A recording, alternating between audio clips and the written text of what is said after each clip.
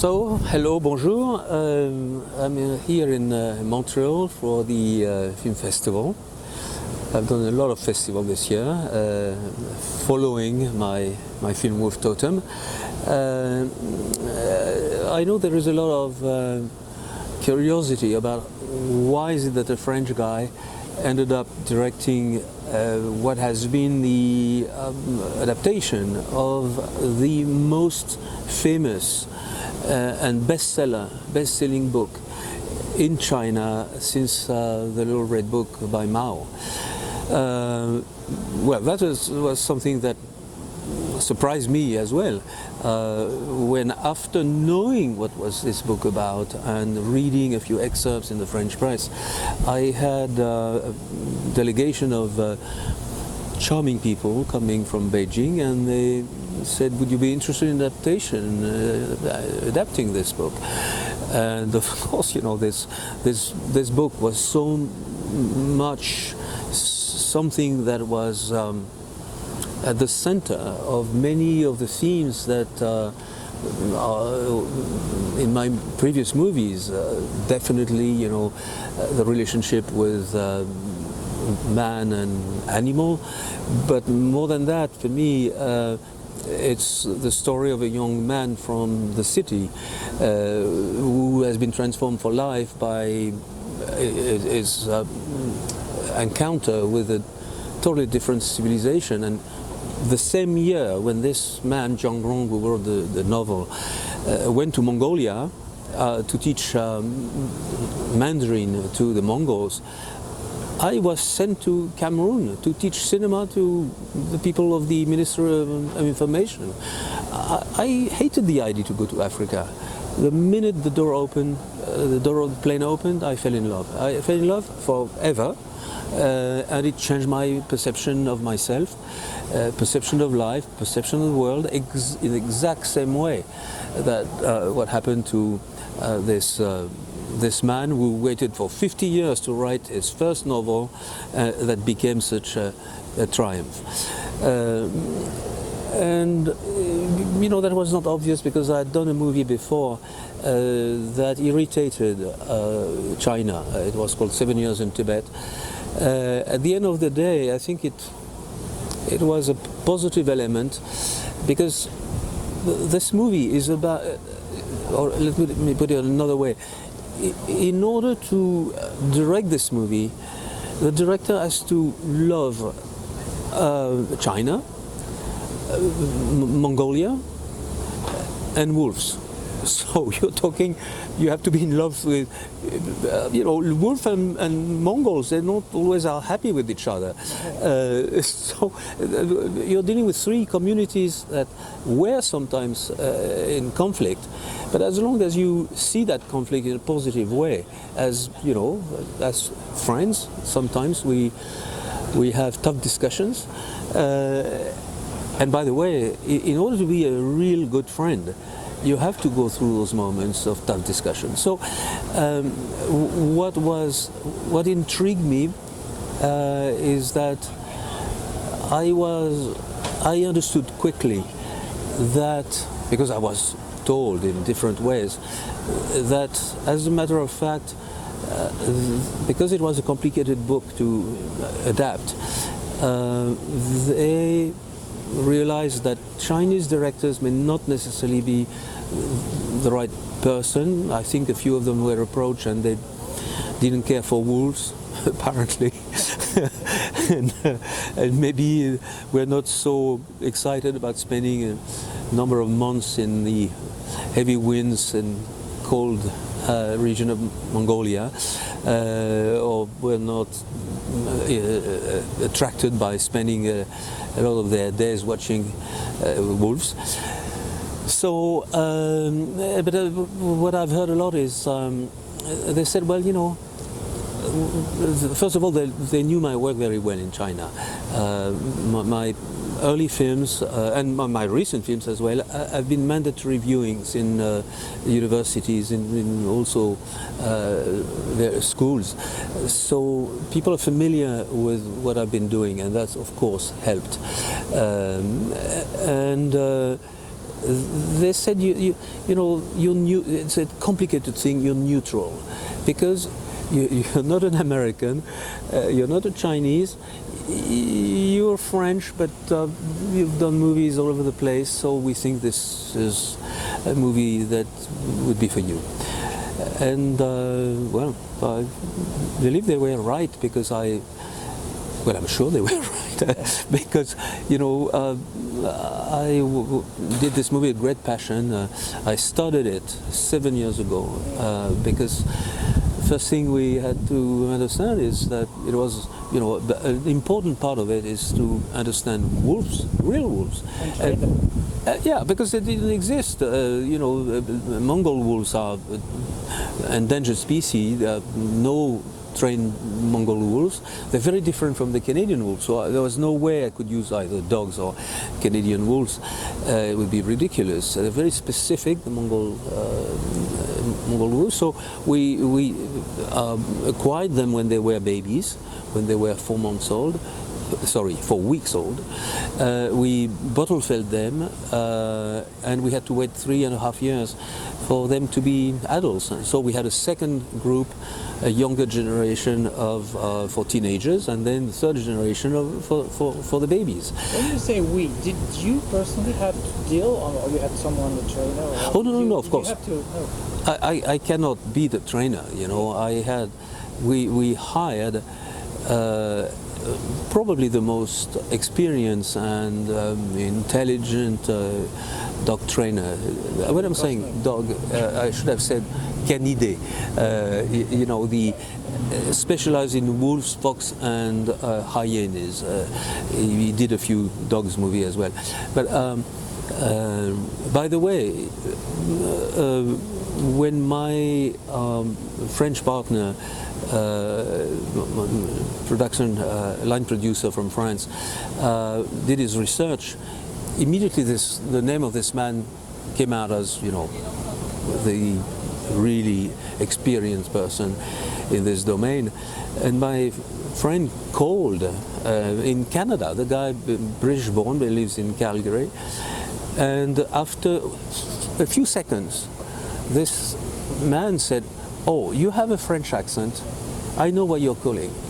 You are calling because 3 years ago I read a book called Wolf Totem, and I said to myself, if there is one person that one day makes this book into a movie, that will be Jacques Annaud. So you're calling me because Jacques Annaud is doing Wolf Totem." My friend, he called me. He said, "I think I got someone totally cuckoo on the phone. He knew that you're going to do Wolf Totem." So you know, it shows that. I don't know if I came to the book or the book came to me.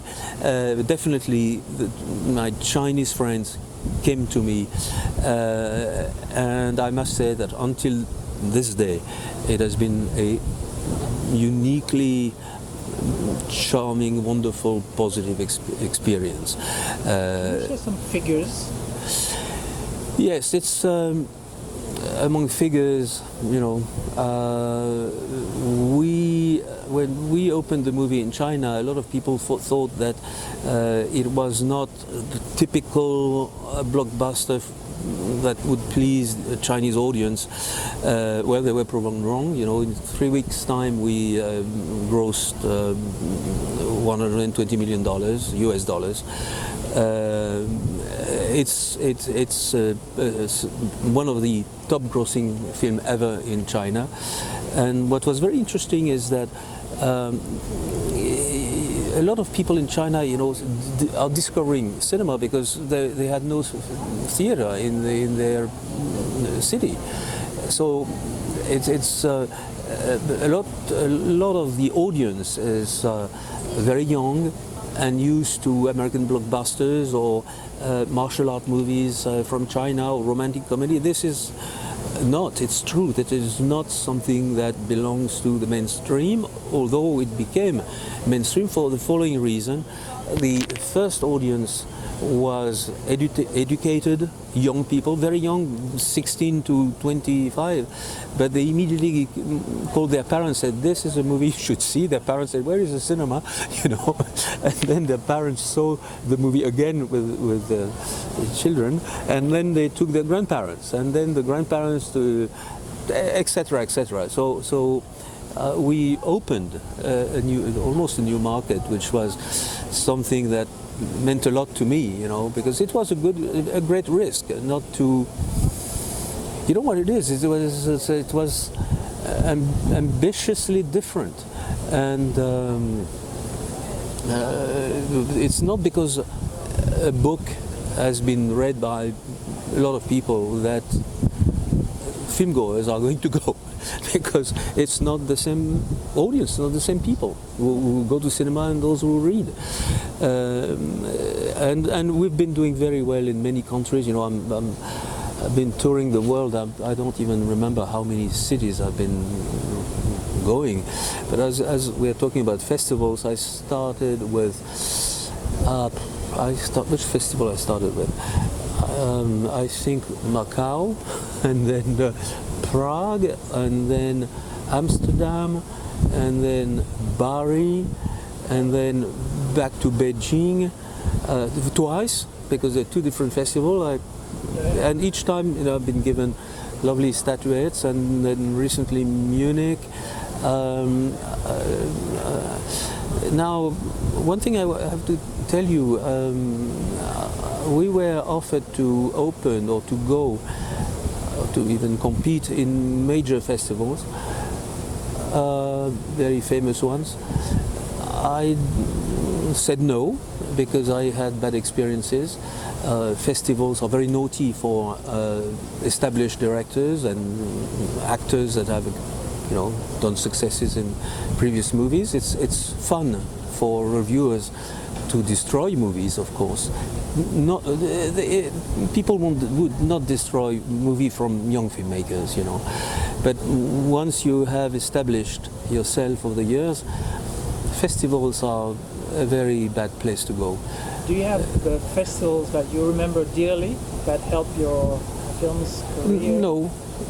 No festival helped my... No, because very early on I got an Academy Award for my first movie, so I immediately became an enemy.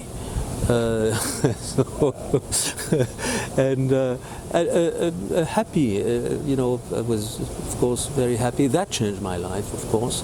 I had after that a number of Caesar Awards, which is the equivalent in France of a rather large number, 5 of them. I did have prize in festivals, but not festivals. I haven't, you know, Donatello and the very important awards, but maybe the last question: are you content? Are you considering doing another film with China, in China, with Chinese company? You see, I suppose you've been approached. Yes. For the last year, I think as an average I get 1 screenplay a day. Today I had 3, and we're not.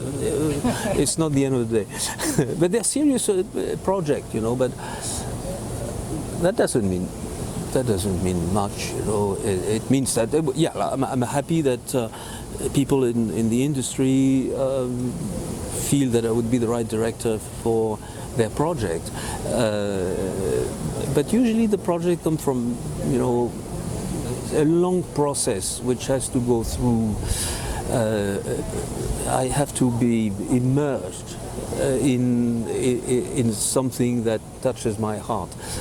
If not, I don't have enough courage to wake up every morning and be enthusiastic for 5 years. You know, you really have to be absolutely convinced that this is the right project. Now, to go back to festivals, you know, this year it has been very, very sweet, because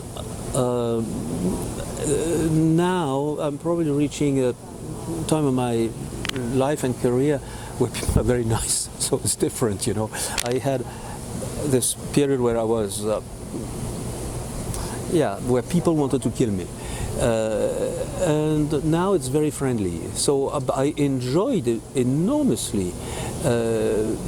Festival in Bari, for instance, was delightful. I went to Moscow. I was the president of the jury of Moscow. Wonderful. I met, this is what I love about festivals is what I meet friends, I meet other directors, I meet actors in a very relaxed way. I like Deauville, for instance, very, very nice. So I like Manaus. Yes. Over the years, I went to those festivals, but usually not with my movies, for the reason I told you, because of this instinct of people saying bad things, because you are there, you walk with the red carpet, and then there is a guillotine waiting for you at the top of the stairs. Do you prefer to read scripts or books? Many of your films are based on books. Scripts, usually I know that I don't understand them so well, because a script is just like a blueprint, and it takes me a long time to read a script. This is why, I have a problem with all those screenplays that I receive, because it takes me a day. I do not want to just leaf through, read only the dialogue like so many executives are doing. No, I have to make sure there is no noise, that nobody is going to call me, that no kid is going to open the door and say, "Dad, I want to play ball with you." Therefore, I have to clean my day to make sure that I read it seriously, and very seriously. Recently, there are several screenplays that I read that I found extremely interesting. Not necessarily for me now, because also, there's, for instance, I was offered Life of Pi, a great book, but I just finished a film about tigers. So, tigers, I had my dose. Yeah, that would be Two Brothers, the sequel. Exactly. Yeah, so I have to be I have to see my heart pumping, saying, yeah, this is what I want to do. And I don't care if it takes me 2 years, 3 years. It never takes me 2 years. 3 years, 4 years, 5 years. If I'm excited every morning, if I want to know more about a region, people, a story, a character, this is so fascinating, And I don't even think about box office or all those things. They're just trying to do the best possible movie. And then when comes the moment for festivals, it's true that I do prefer to be invited to, I don't know, be part of the jury, and I absolutely enjoy looking at the movies from other people, from other countries, movies that I would not see because they would not get distribution. That is a very, very exciting thing.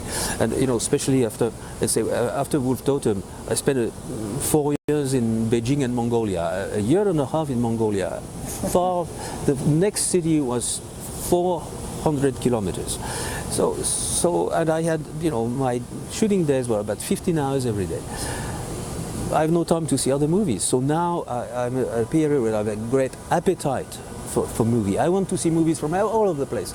The other day in Moscow, I loved a movie from Bulgaria. We gave the award to this movie. It was wonderful to see, something that I'm sure I would never think of looking at this movie. So that's the great importance. And also what I want to say is that, especially now, where, as we all know, the film industry has been changing. There is only theaters now devoted to big international global blockbusters. As we know, art movies, people don't even know what we're talking about. There are now two sorts of movies. There are the blockbusters that are made around a marketing plan, and they are the festival movies, who get financed differently for all kind of reasons. But this is where the art of cinema is surviving. Therefore, for that reason, I love festivals for that reason. I think it's very, very important. And there would be no more new filmmaker if there was no festival. There would be no people to make those blockbusters if you don't start with something sincere, where you're showing who you are and how talented you are to tell a story. Well, although the most story is maybe irrelevant in movies where the story is about explosions. Thank you very much.